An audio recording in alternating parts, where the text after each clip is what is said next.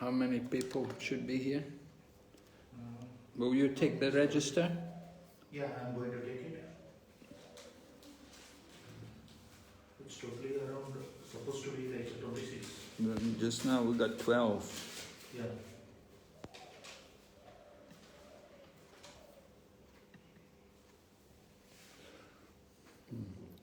All right.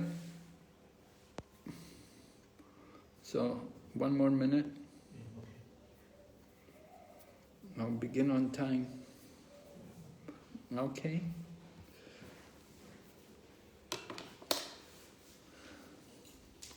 Hare Krishna. Welcome everyone.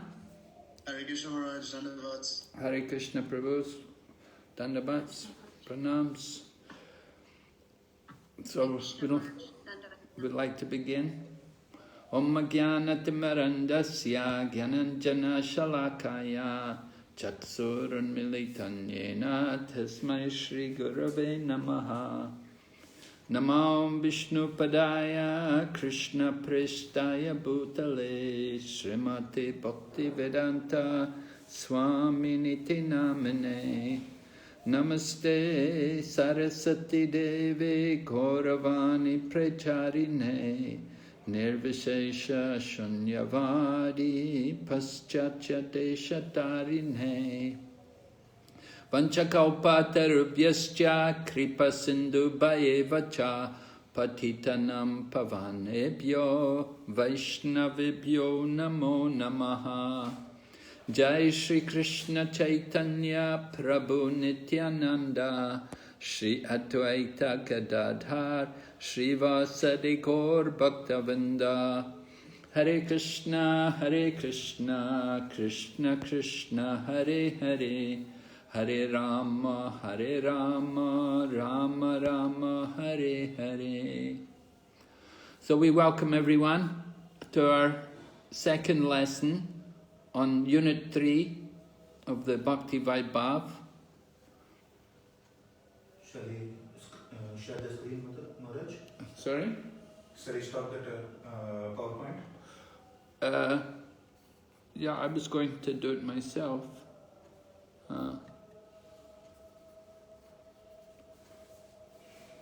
You want? I want to screen share the last one. No, when you are doing the screen share, actually if somebody is raising the hand, you can't see that. So if I am doing, then you can able to see. So which one is feasible for you? It is. If you want, you can do that. It's not a problem. Oh, okay. I should see the raising their hand. Yeah. Okay. So can you go to this one? This Okay. is that is on lesson 1. Lesson 1, 15 slide, right? Yeah.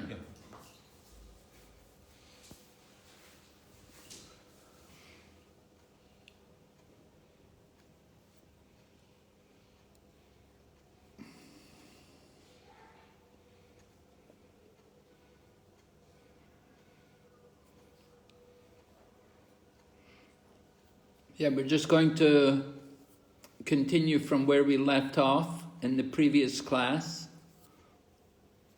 We didn't get a chance to get a feedback from the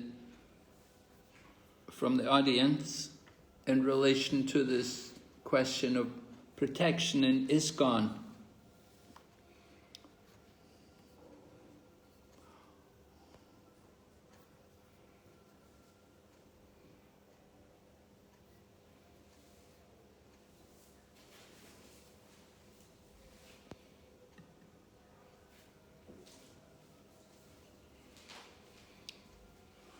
Yeah, keep going, not that slide.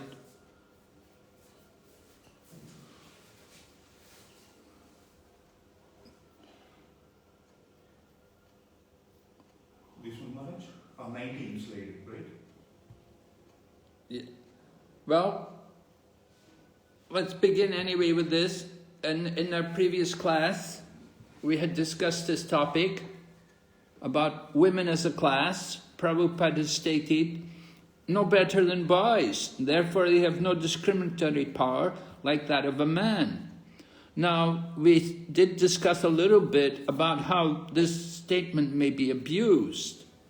One of the devotees brought up the point that this may stop or restrict the ability of women as managers or as administrators. Would the ladies like to offer any contribution in this matter? How do you feel about this? Maybe you could talk something about why would Prabhupada bring this up? What is Prabhupada's intention here?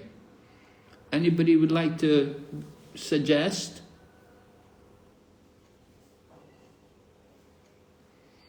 Why did Prabhupada state like this?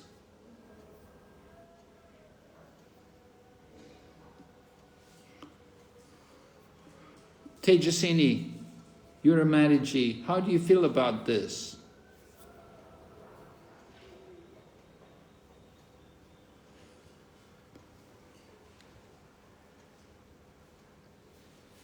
Oh, someone's raised their hand here. Murari, is it? Yes? Yes. Okay, we'll hear from Murari. Prabhupada was mentioning because it was related to the abusing of Mataji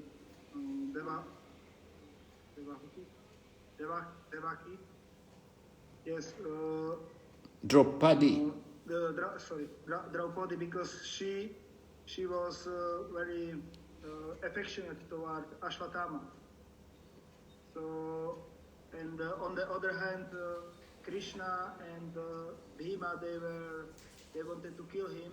So Prabhupada mentioned it in this connection. Okay. So do you agree with it? Do you agree with that women are like that? That women are can be very soft-hearted and don't always show the proper discrimination? Yes. Yes, it's like that, and in connection, as my understanding is also that like in the divine couple Radha and Krishna, so Srimati Radharani is more like merciful than Krishna in this connection. So we are going to Krishna through Radharani. All right. So Srimati Radharani has, we would say, genuine discrimination. The point is that discrimination should be genuine. It shouldn't just be that, oh, we should be kind to people. What about Murli Manohar? You have your hand up. Would you like to comment, Prabhu? Thank you, Maharaj. I was thinking more in the lines that Prabhupada is showing us what a society is, and how a society and how certain persons in that society should be protected. So as ISKCON society develops, we should be aware of this. We should be acting to protect women, to protect old people, to protect Brahmanis. So Prabhupada's like indicating that's how we should act as a society. Okay, so your point is that women do need protection, and they may be sometimes over kind unnecessarily. Yeah, sometimes. So it has to be looked at. It has to be seen. It has, yeah, Right. I'm saying that. Yeah, very much. Yeah. Okay, thank you, Prabhu. And is it Rajashekar Prabhu? You have your hand up? Rajashekar Prabhu.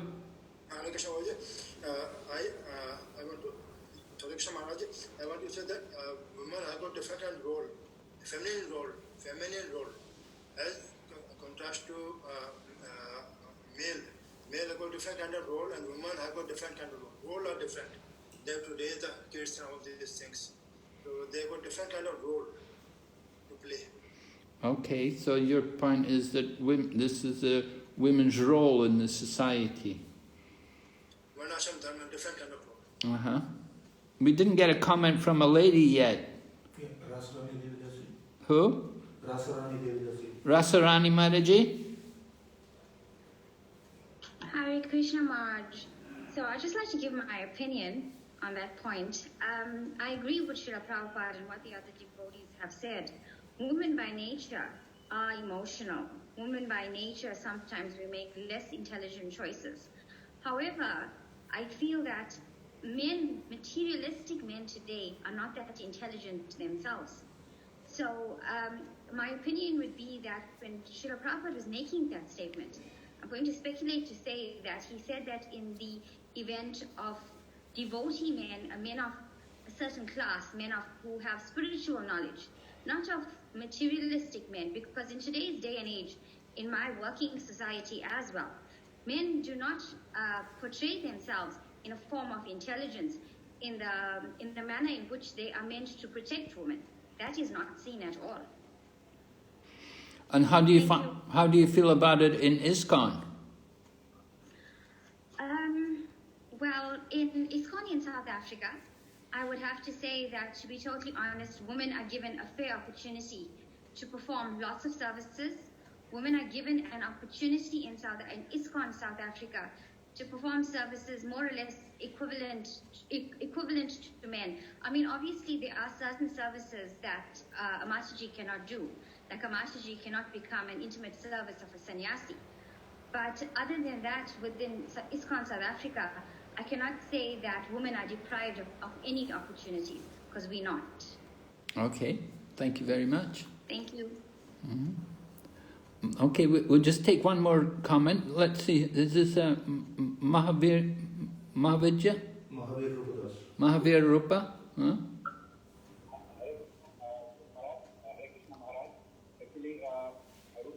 Say that in one of the lectures or contexts it was mentioned by Srila Prabhupada that actually women, if they are not a devotee, then it applies the general principle of women that they are soft-hearted and they may not take a rational decision. But if the women are associated with ISKCON and they are practicing devotional service, principles of devotional service, then it is a different scenario where we can say that they will treat everyone and they will treat themselves also as a soul, not body. So there is not a difference between body and soul if one is associated with ISKCON and following the principles of devotional service. Well, I'm not quite sure how I relate this. You haven't given me any real judgment about the situation in relation to, women in general and their discriminatory power. In general, women as a class, they are basically emotional by nature, as the input has been given already. But if the women are devotees, then definitely it is something different, and they may be treated as equal to men. All right. Then sometimes Prabhupada would bring this point up, that women devotees, devotee ladies are different from general women, the women in general, the devotee ladies. But Draupadi is certainly a devotee, and Prabhupada mentions she's a pure devotee. Yes. So, like the feminine nature, like the comments that are already shared, that feminine nature is little soft-hearted, they will not take harsh decisions, which perhaps may seem more logical and rational to correct that person in the interest of the person, because being soft-hearted, they will be more emotional, they will not critical, and they may not take the right decision in terms of the perspective of improving the wrongdoer.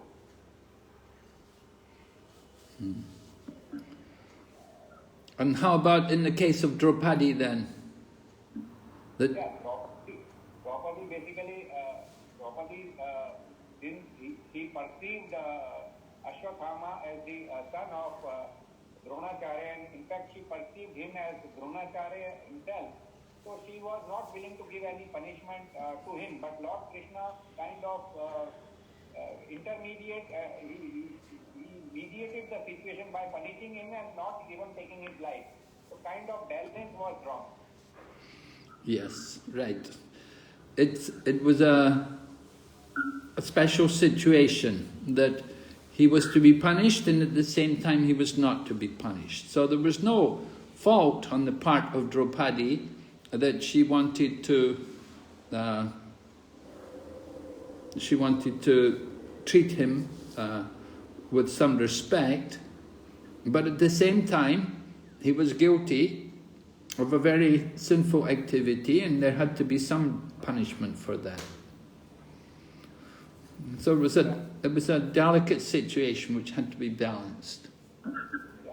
And Maharaj, one permission, if you could allow me to ask a question. You explained in the last class one very, very powerful and strong and very, very beneficial thing, that whenever, like Arjun was encountered with a Brahmastra thrown by Ashwatthama, then he offered sincere prayers, heartfelt prayers, and offered glorification to the Supreme Lord. So in our practical case of life, like when problems come, what prayers and what glorification we should do, so that we apply this concept practically in our life, Maharaj?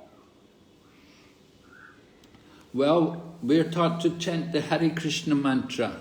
That is our prayer. The great chanting for deliverance, simply by chanting the holy names of the Lord. If we offer that prayer, then that will certainly please Lord Krishna. Thank you so much, Maharaj. Thank you. All right, can you go ahead to the next slide, Prabhu? Yeah. Okay, yeah, go ahead. Right, and then at the end of the class, we had put the devotees into groups, and we had assigned a topic for each group. All right, I think there were 2 groups to discuss the position of women and if they were given proper protection, and then there was a group to consider the position of the cows, the children, the old men, and the brahmanas. So can we have a spokesman from group 1? Somebody here from group 1?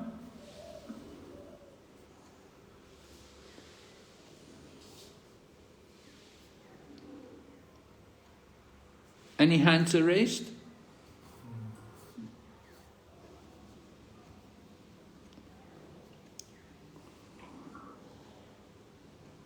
All right, let's take somebody from another group. Who would like to volunteer first of all to give their opinion about the protection given to? Okay, we have some volunteers. Janmastami Prabhu, which topic you'd like to speak on, Prabhu? Janmastami Prabhu?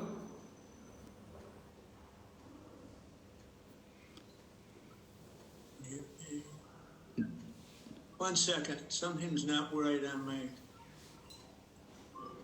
Oh, Krishna. I can't get the video on. Somehow I don't see the bottom of the screen. All right, so anyway, I'll just speak without the video. We were assigned to speak on old men. All right. I can speak from realization, being an old man. This is, I think that the assignment was we were supposed to speak about how this reflects Srila Prabhupada's mood and mission. Yes. Relevant to Srila Prabhupada's mood and mission. Well, he did say towards the end that 50% of my work is not completed.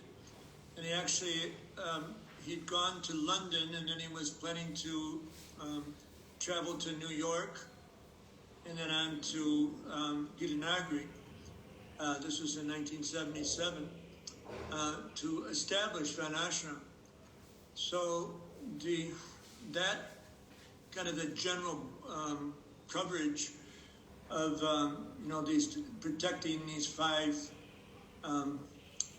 personalities is that's all within Varnashram. Now the last stage of life is kind of our last chance to get it together.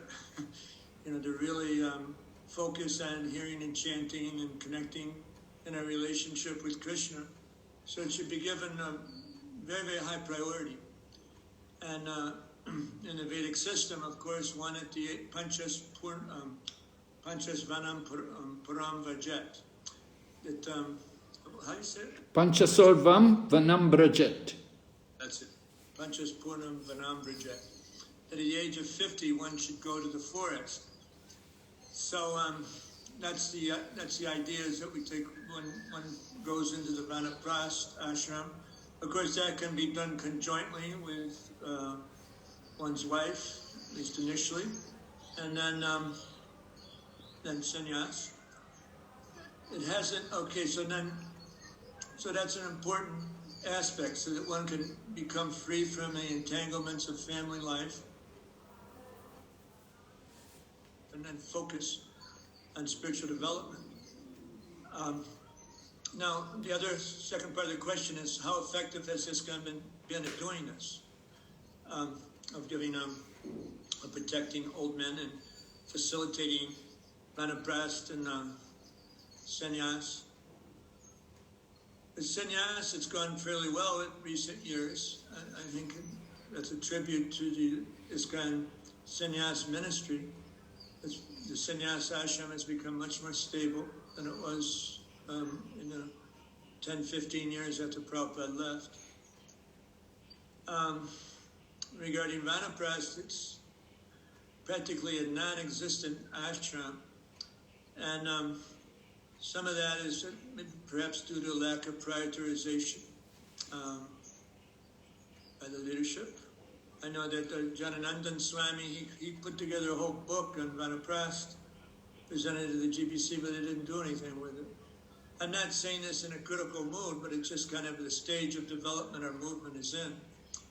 Many years ago, there was a big section of land here in Mayapur that was allocated for elderly devotees, but nothing's happened with it. It just hasn't been prioritized.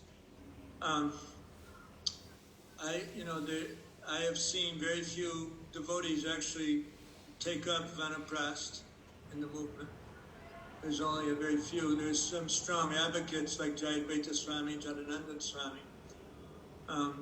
But it's a difficult road to cross or to traverse, primarily because it's not very much emphasized, not prioritized in our movement. And kind of the proof is in the pudding, because there isn't facility easily available for devotees to go into a Vanaprast ashram setting, where they've maybe worked hard all their lives within our movement, and then what? What do they do? It's just not an easy step. So I would say that we've got a ways to go. I think just in general, in terms of a society where there's loving respect for each other, we've come a long ways in the time I've been in the movement, since '77. But this is an area where we need to increase, because really it's such an important aspect that we're in the movement to develop pure love for Krishna, and Prabhupada wants us to become qualified to go back to Godhead. So this last stage of life is a very significant aspect in that regard. Well, I'd like to say, he does say that Vrindavan and Mayapur, these temples are meant for this purpose, that older people can come and retire there and pass their final years of their life in the holy Dham. Yeah, so then it really needs to be prioritized. That land's been sitting there, nothing's been done. It's a question of funding, but it hasn't happened. Oh, now I can turn my video on. Somehow or other it wasn't working before. So it just needs that, some kind of a campaign to facilitate this ashram. And then also, that there's a facility for ladies and men should be given so that they can move ahead. Okay, just stick with the old man. Let's leave it with that. Okay. We'll hear. All right, we have several hands raised. Who would like to speak on? Let's see. We've heard about the old man. Which topic would you like to speak on? Who have we got? I'm not able to see. Who? Rasasekhar Das. Rajshekar. Well, he just spoke. What about Vinay Damodar Das? Vinay Damodar, which topic you're going to speak on, Prabhu? Maharaj, on children protection. Okay. Children. Yes. So if we see in that part, Srila Prabhupada say the purpose of protecting the children is to prepare them for liberty from material bondage. And second, very important point, Srila Prabhupada raised, which shows his mood, that this protection should start from the begetting of the children, means Garbhan Sanskar. So it start the perfective process start from that stage itself. So from that point of view, if we see in ISKCON protecting the children from Grihastha perspective, we see so many children programs are being developed in past from the day ISKCON here, and the Gurukula are there, and but this what I have personally seen, that this what Prabhupada said, that every Grihastha he should do at least 50 rounds before begetting the children to have this Garbhan Sanskar, that we should take seriously. And then second thing is that our Gurukula system, and as in Mayapur there is Gurukula, so those all things can be extended, so that the children can be actually understand the need of the spiritual progress. Okay, thank you. That were some points, and in the group devotees told some points like they are the service means facilities which are given in various congregations. So from that they get association so that they can be protected from outside. And similarly, if Gurukula system is also extended more, then we can save them from the outside association. Yes, I think you're right. I agree with this, that we need to extend the Gurukula system more. Not everyone can come to Mayapur. So yes, there's certainly a great need for development of more Gurukulas, where we've developed a congregation. The congregation have children, and the children should get proper education in a Gurukula, should be proper environment for them to develop their spiritual life. So thank you, Prabhu, for that. Thank you, Maharaj. And who else? Okay, Marari Prabhu, topic? Yes, Maharaj. Our group was about cow protection. Yes. And we were speaking that we have in ISKCON some goshalas, and we have also some individual devotees which take care about the cows in some places. And also we spoke about that in places where there is no cows, the devotees have no cows, and the abilities to protect the cows, they can buy a milk and offer the milk to benefit the cows in this way. And, yes, it can be better, but it is also not easy job to protect the cows and have the system, because when you want the milk, you must have new cows. So, and make the system the ability to not kill them, because we have no space then for them and like this. Okay. Are there any comment about ISKCON in general? How are we doing?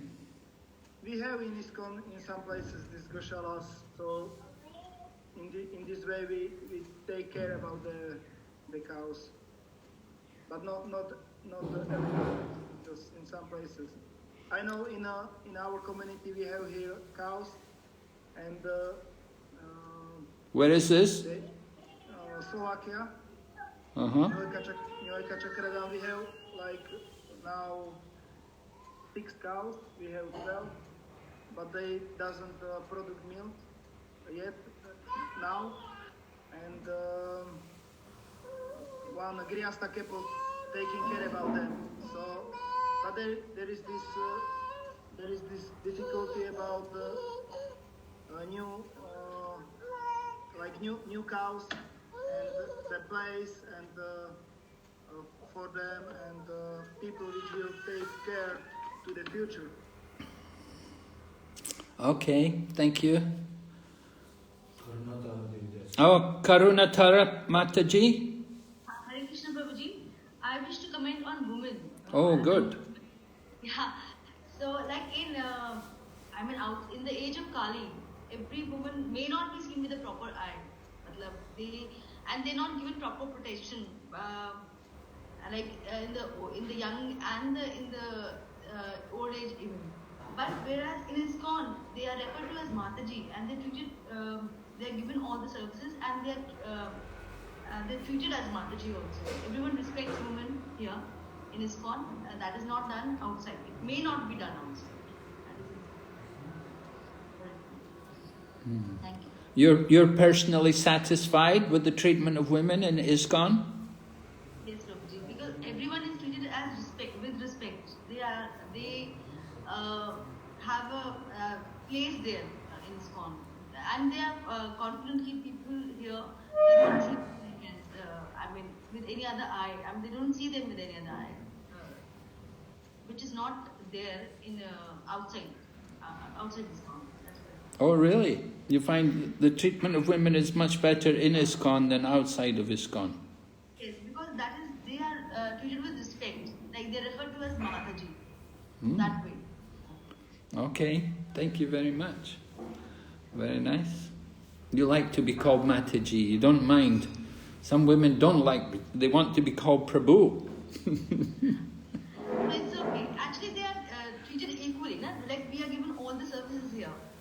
Like if you want to facilitate, Prabhuji also are given and Matajis also are given.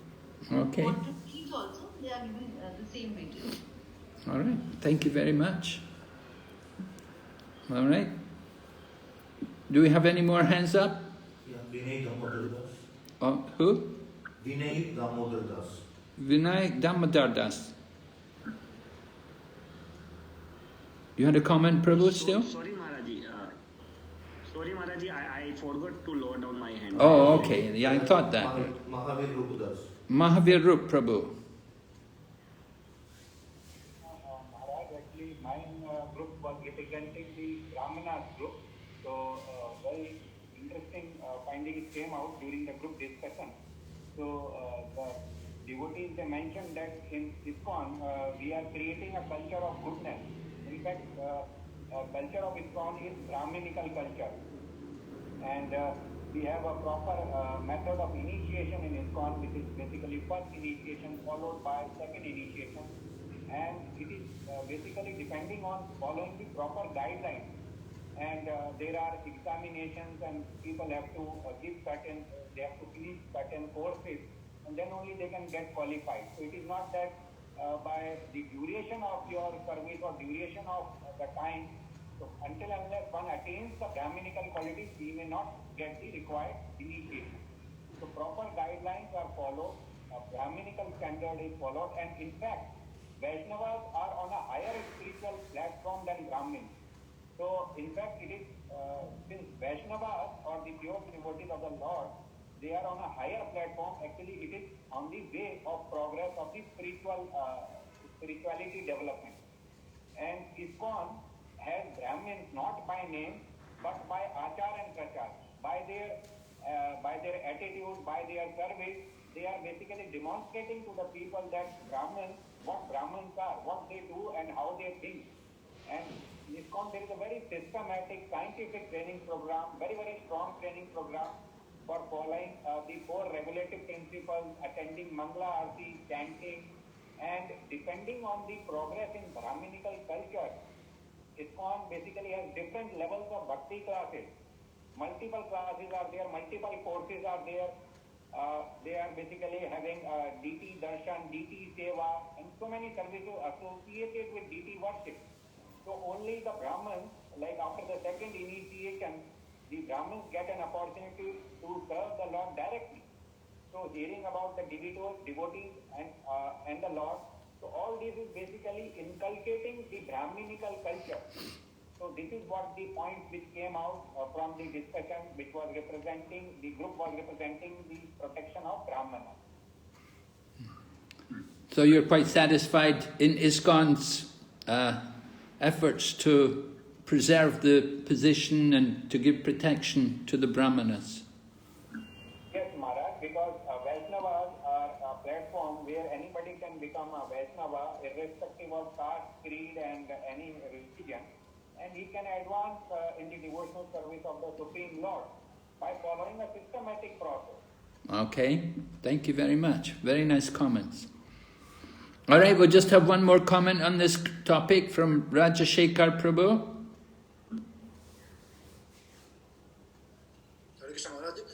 One more point I wanted to say that in ISKCON we have got Vaman Diksha for women also. So women are given due respect and protection. And also in the morning hours, song by the Yamuna Mataji, Govindam Adi Goswami is sung by the Matajis. Okay, thank you.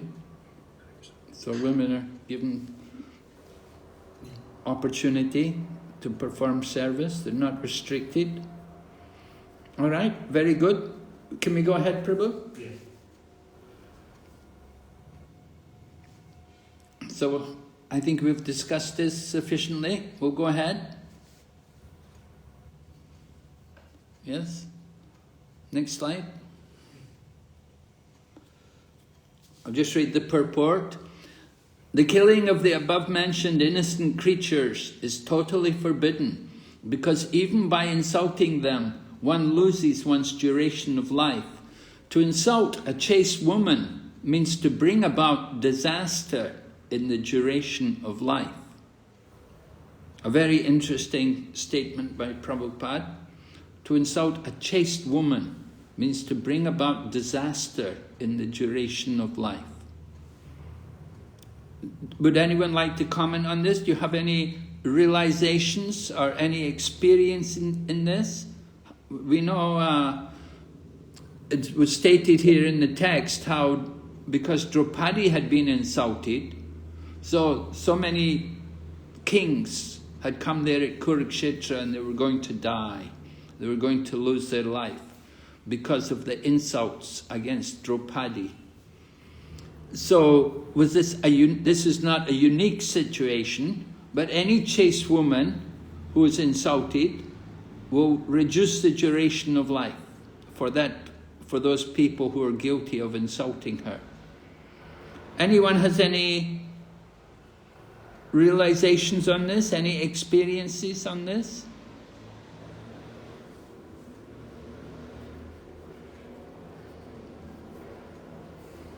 Janmashtami Prabhu, is your hand raised or is that from before? No, it's from before.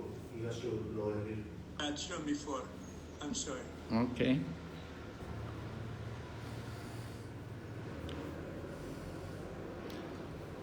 Anyway, I think that the ladies won't have any problem with this statement, certainly. We have to give proper respect to women, especially chaste ladies. Veer Gopal Prabhu, like to comment? My pronouns, Maharaj.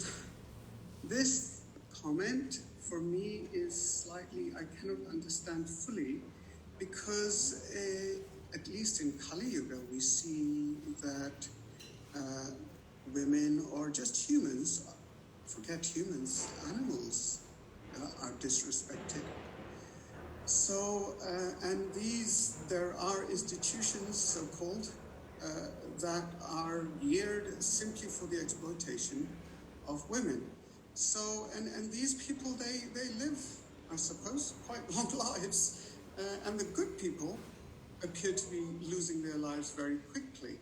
So, I'm a bit sort of unclear as to the deeper meaning of this, having shortened lives.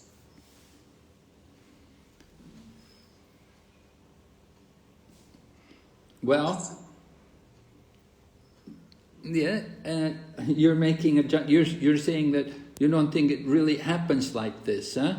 You think no, people, that's not the point. the people I'm who saying I don't understand. I don't quite quite understand the deeper meaning in the statement. Well, the deeper meaning is that people are taking themselves into hell by abusing and taking, not giving proper respect to chaste ladies. Now, you didn't give much detail, but you said some people are they're abusing women. Can you give some more details in which particular manner they're being abused? Well, one offhand is child labor or women being exploited in the sex industry. There are many examples, but this is just one thing. But these are not chaste ladies. Right, okay. Fine. Because in our Vedic times, we still had women as prostitutes, and prostitutes. I mean, I'm just confused about this business about full chastity. Can a prostitute still be considered to be chaste? Is it just about the physicality of it, or is it about the consciousness of a person? Yeah. But we're going to come in, I think I'd rather leave that till we come to the later section. There's a section dealing with prostitutes. When Krishna comes to Dwarka and the prostitutes come to meet him, I think we can discuss it more at that time. Thank you. Murari Prabhu, has a comment? Yes, Maharaj, I have a personal realization with this statement. It was like 10 years ago. We had one. I have a wife, and one Mataji. She somehow or other insulted my wife, and in this way that there started to be some relation between her and me, and it was difficult situation. But my wife says something like that should happen to her the same thing or something like this. And after a few years, then she married, and then her husband go away from her, and then in this way she felt like miseries in their life, and it's somehow or other I feel it's connected to this, that my wife is really just wife, and that she said something like this. It's actually happened. All right. Okay, so you had some kind of experience, some realization there in dealings between women. Murli Manohar Prabhu? Thank you, Marge. I don't have a personal experience as such, but I was just reflecting on the verse in the Bhagavatam which says in the age of Kali, we are short-lived.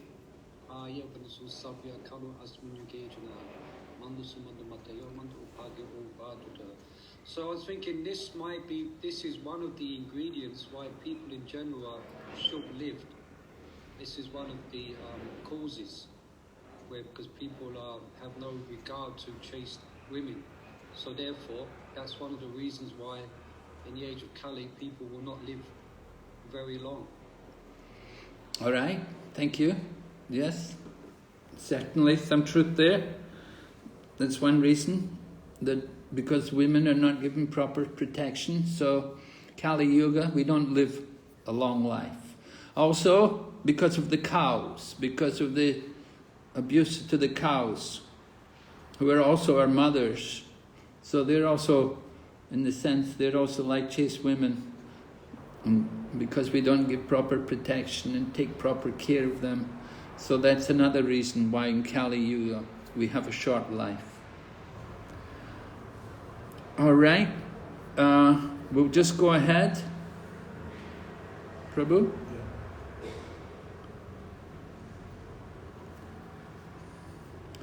This complete outlook is based on factors leading to successful humanity, as against the civilization of polished cats and dogs. Right? So, successful humanity, where people are given proper protection, women are given proper respect and protection, the cows are taken care of, the old men are looked after, they're given facilities for their spiritual progress, and the children also are properly educated and trained to become staunch devotees. Like that. And the brahmanas also. Proper Brahminical education, proper standards for Brahmins. So that's different from the civilization of polished cats and dogs. People have nice big cars, they have money, but they're just like animals in their behavior. We'll go ahead.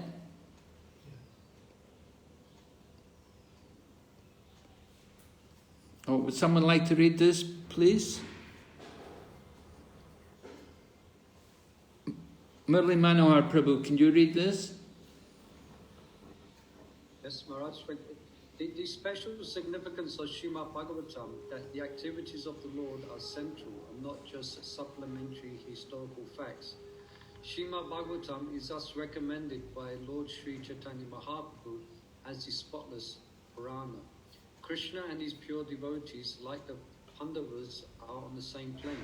The devotees and the Lord are interlinked and they cannot be separated. Therefore, talks about them are all Krishna Katha, or topics of the Lord. Srimad Bhagavatam, Canto 1, Chapter 7, Text 12.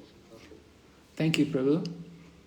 So Srila Prabhupada's pointing out the topics about the Pandavas are also Krishna Katha, because they're not different from the Lord. Yeah, we'll go ahead, Prabhu. Next slide. Okay, yeah. Go ahead. Oh, that's it. Okay, so that's the end of that lesson 1, which we didn't finish. We'll go ahead. Should I go to lesson 2? Yeah, please. We'll go to lesson 2.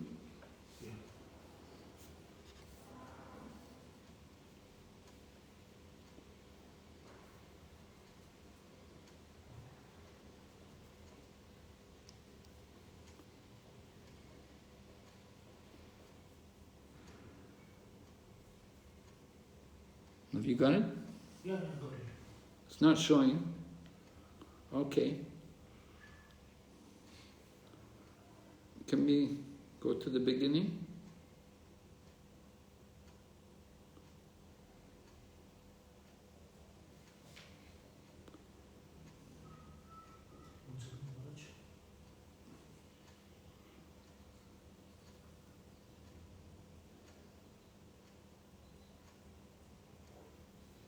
All right.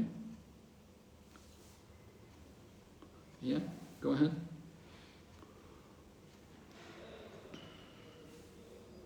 Should I go? Yeah, go ahead. Right? We're moving into chapter number 8. We already did a little bit from chapter 8. So here's the review first of all. The incidents leading up to the punishment of Ashwatthama. Who could describe for us? Rajashekar Prabhu, would you like to describe for us what happened leading up to the punishment of Ashwatthama? What did Ashwatthama done? What was his crime? He just left the master to kill the last dynasty of Pandava. Okay, he wanted to kill the remaining descendant. He wanted to kill the child in the womb of Uttara.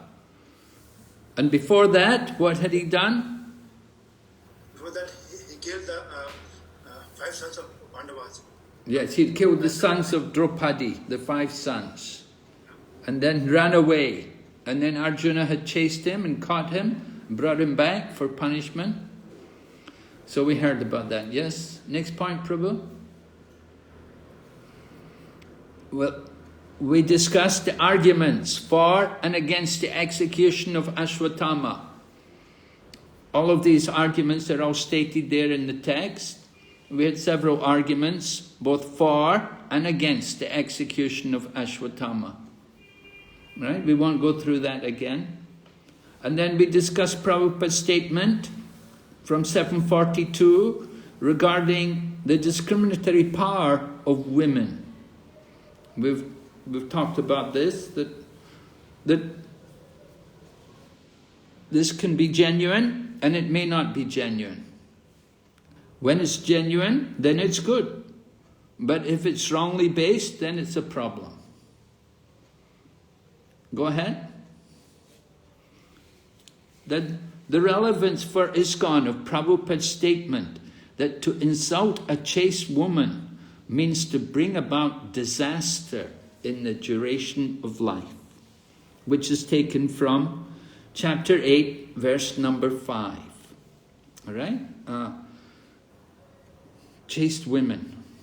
Prabhupada certainly wanted to see women protected. Chastity is a very important quality also for women.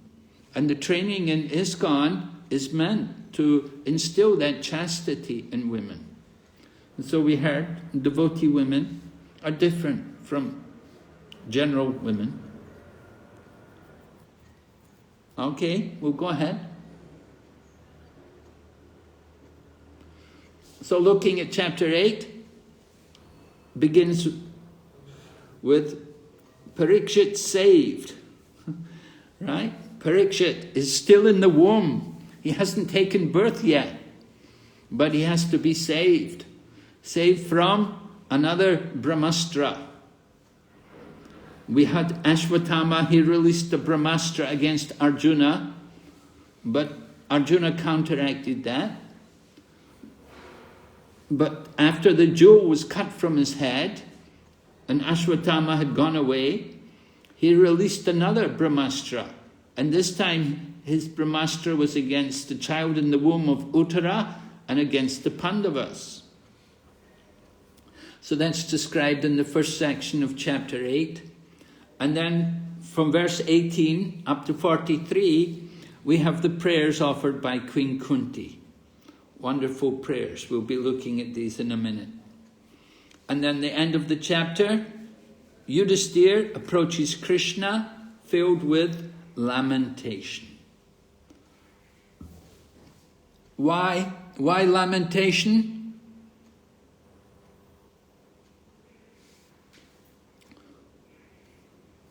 Yes, Sri Ram Prabhu, Sri Ram Nitai Prabhu. I have a doubt. I want to clarify my understanding. Ashwatthama has killed the 5 sons of Draupadi on his own, or was there somebody who has instigated him to kill the 5 sons? I'm sorry, your voice is not so clear. Ashwatthama, what's your... Was there somebody who had asked Ashwatthama to kill the 5 sons? To kill who? The 5 sons? Yeah, that's what it. We never heard anywhere that somebody had instilled this idea into the mind of Ashwatthama. We don't hear this from anyone. I've never heard anywhere that somebody had told him that he should do this. And we know that when he went to Duryodhana, his master, Duryodhana was not happy. He was very angry with him for doing such a thing. He didn't like it at all. So Duryodhana certainly didn't approve of it. Okay, Maharaj. Thank you, Maharaj. We still have some hands up here. Srivas Pandit Prabhu. Hare Krishna Maharaj. Maharaj, you asked the question, why was Yudhishthira lamenting? Yudhishthira Maharaj was lamenting. Yes. Because he felt that he was responsible for the death of all the millions of soldiers who were killed in the battlefield. Right. Because he wanted the kingdom to rule, so the war was fought. So that's why he was lamenting. Okay, thank you for that. Yes, that's the correct answer. And what about who was trying to pacify him? pacified along with Krishna. All the like Vyasdev pacified, Lord Krishna pacified. And were they successful? No, they were not. They were not. So they tried to pacify him. They tried to pacify. Then it took him to Bhishma Dev who pacified. Right. Lord Krishna wanted Bhishma Dev to do this. Right. Okay. So looking in more detail at this first section here in the 8th chapter. First of all, we have Krishna getting, after they dealt with Ashwatthama, Krishna's preparing to leave for Dwarka. But just as he's leaving, Ashwatthama releases a Brahmastra to kill the child within the womb of Uttara. That child, of course, is Parikshit. And because Uttara is the wife of Abhimanyu, Abhimanyu has already been killed in the battle, and this child was and the 5 sons of the Pandavas, they've been killed. So there's no descendant, there's only this one child to take up to become the head of the Yadu dynasty. There's only this one child. So Ashwatthama wants to kill that child. So he releases the Brahmastra. And Uttara, she approaches Krishna in great fear. Right? The famous verse. Pahi pahi mahayogin deva deva jagatpate. Like that. Uttara is coming, running to Krishna, that you're the only one who can save us. Uttara approaches Krishna in fear for the life of her child. She said, let this Brahmastra kill me, but don't let it harm my child. So Uttara had that mood. So the Brahmastra weapon actually burned the child, but Krishna covered the embryo from within and saves Uttara. Krishna, it says actually in the Srimad Bhagavatam that the body of the child was burned, but Krishna gave it a new body with the same soul. This soul was there, Krishna just simply replaced that burned body with a new body. So Krishna saved the life of the child, and then Ashwatthama's Brahmastra weapon was countered by Krishna himself. There was no time for the Pandavas to do anything about it. Lord Krishna himself counteracted it by his Sudarshan Chakra. So Lord Krishna, he's also within the womb. He's everywhere, so he was also within the womb, so he could protect that child and save the life of Uttara. All right, we'll go ahead. Okay, so here's the verse. Pahi pahi mahayogin deva deva jagatpate nanyam twad abhayam pashe. There is no one else who can save me from the clutches of death. So this particular verse shows the nice mood of Uttara and how she's very faithful and chaste to Krishna, that she comes to Krishna for protection. It's the nature of all the devotees that when they're in danger, they will always think and pray to the Lord for protection. They don't know anybody else. They don't worship any demigod, and they don't worry about any kind of rituals, but they simply they simply take shelter of the Supreme Lord for protection. We'll go ahead. From Prabhupada's purport. The Lord protects everyone, but one who depends completely upon him is especially looked after by the Lord. The Father is more attentive to the little son who is exclusively dependent on the father. So the idea is we should become like the little son. We should become completely dependent upon him. This is the mood of the pure devotees. Of course, not that we're all the time just simply depending on the father. The child also has to become grown up and stand on his own feet and take care for the father. So it's not just only the mode of taking service from the father. Devotee also doesn't like to take service, they like to give service to the Lord. But in certain situations, there's nothing else to do but simply surrender and look to the Lord for shelter and protection.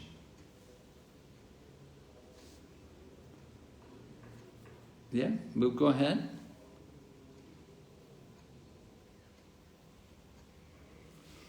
Someone can read for us? Parikshit said, "O my Lord, you are all powerful. A fiery iron arrow is coming towards me first. My Lord, let it burn me personally, if you so desire. But please do not let it burn and abort my embryo. Please do me this favor, my Lord." All right. So Uttara's requesting a favor from the Lord. She understands the position of Lord Krishna. She's already seen Lord Krishna. She's observed the happenings from the battle of Kurukshetra.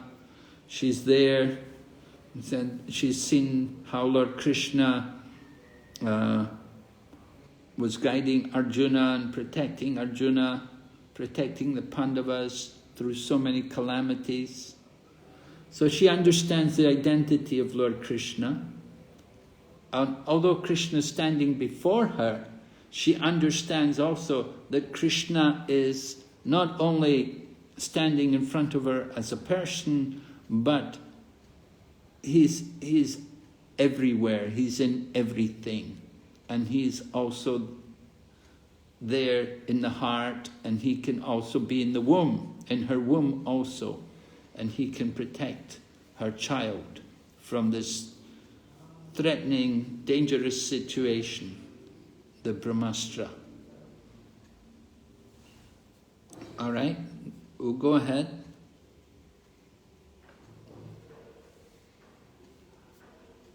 Yeah?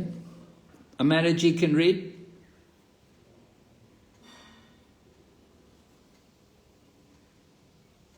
Parikshit said, "The mother of a child has a great responsibility in giving all protection to the child, and therefore Uttara was not ashamed to express this frankly before Lord Krishna."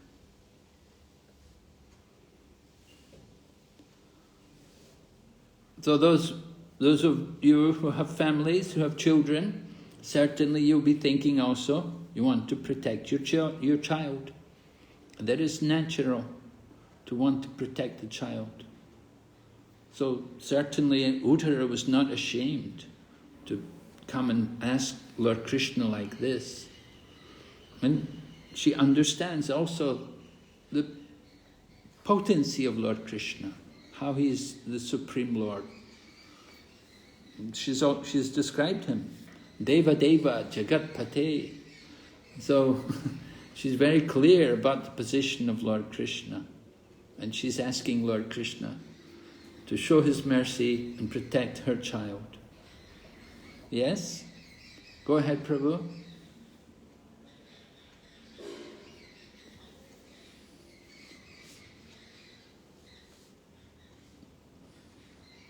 All right, so coming into the prayers of Queen Kunti, this is the verse just before Queen Kunti begins her prayers. This statement. Yes? Someone please read. saved from the radiation of the Brahmastra, Kunti, the chaste devotee of the Lord, and her 5 sons and Draupadi addressed Lord Krishna as he started for home. The chaste devotee of the Lord. Right? Chaste. We've been speaking about the chaste women, and here we see chaste devotees of the Lord. So what is the particular significance of this chastity of the devotee? Mataji, who read for us, can you tell us? Hare Krishna Maharaj, the pure devotee of the Lord will always look for help only from the Lord, not from someone else.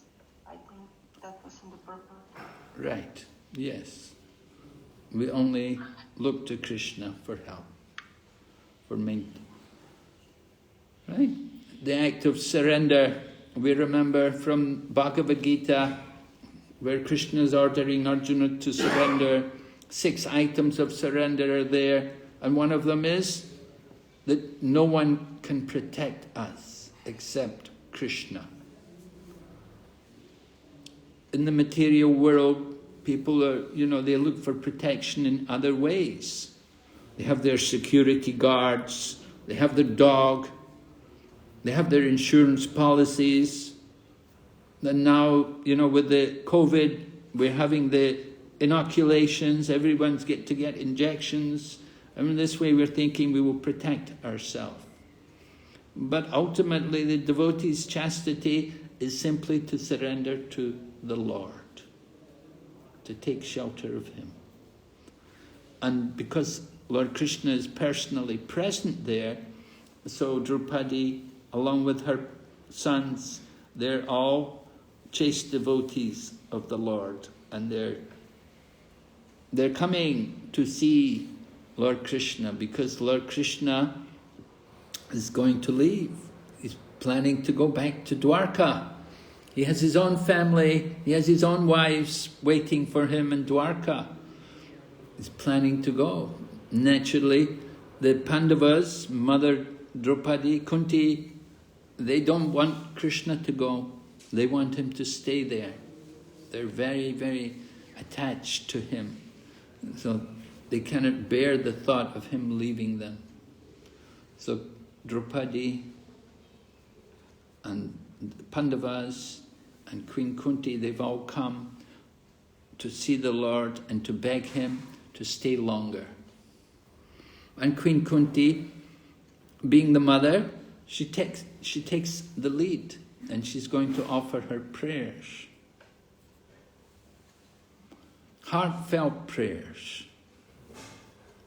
All right? Go ahead, Prabhu.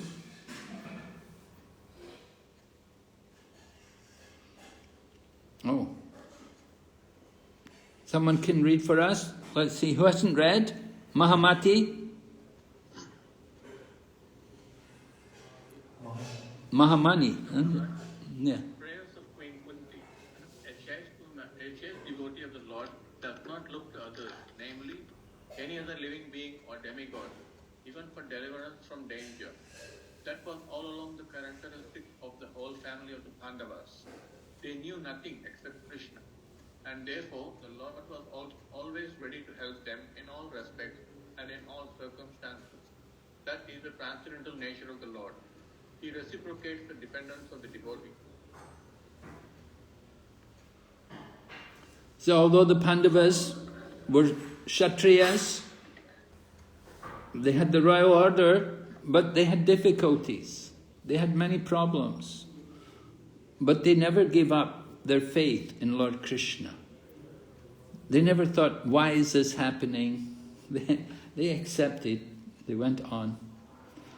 So that is the chaste behavior of the devotee. Right? We'll go ahead. Oh, Sachitanya? Who is it? Sachitanya Das. Sachitanya Das, you raised your hand? Yes, Maharaj. One doubt was there regarding Uttara's son. means Parikshit, after Brahmastra, Parikshit was totally born into charcoal.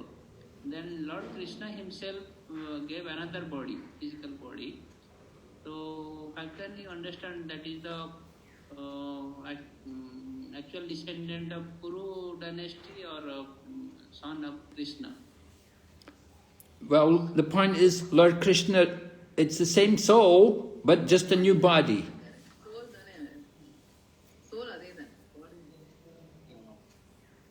Yes, it's the same soul, the same soul. The soul wasn't changed, but the body had to be replaced. But usually we say that descendant means the descendant from parents, means father and mother. Well, he's still in the womb.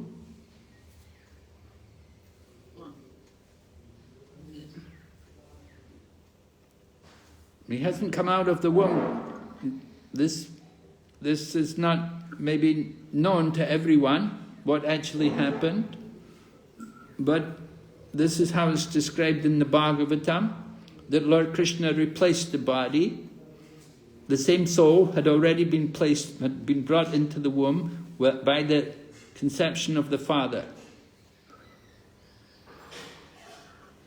Lord Krishna just replaced that burned body with a new body.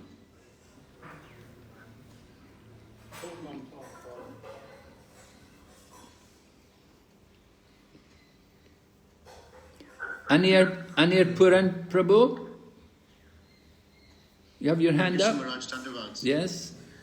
Just a quick query on, I'd like your comment on maybe forgiveness before repentance and reformation, because we see in the case of Ashvatam, even though he was forgiven, he still then went to attack Parikshit Maharaj. So maybe just your comment around sort of forgiveness is earned, and maybe a comment around repentance and reformation. So that's the one question. And then the second question is around, after Ashvatam attacked Parikshit, what were the Pandavas' reaction after that? Because initially they decided to forgive him, but now he's gone and attacked Parikshit. So the question is, what were the Pandavas' reaction after Ashvatam did the second attack, the second attack on the unborn child? And I don't think the Bhagavatam really gets into it. So I'd just like to hear your comment around that as well. So those two queries, please. All right. So as far as forgiveness and repentance, we don't see much repentance on the part of Ashvatthama. I agree with you that the Bhagavatam really doesn't get into it much, because we don't take into account the fact that Ashvatthama was very upset, maybe the death of his own father, that the trickery which was used to take the life of his father had created some bitterness within the mind of Ashvatthama. Yeah, I came to the same conclusion, yeah. Now I think that certainly must have been the impetus behind Ashvatthama's behavior, that seeing how his own father was beheaded while he was sat in meditation, because they tricked him, telling him that Ashvatthama was dead. So Ashvatthama took some revenge and tried to get... Of course, that in itself was wrong.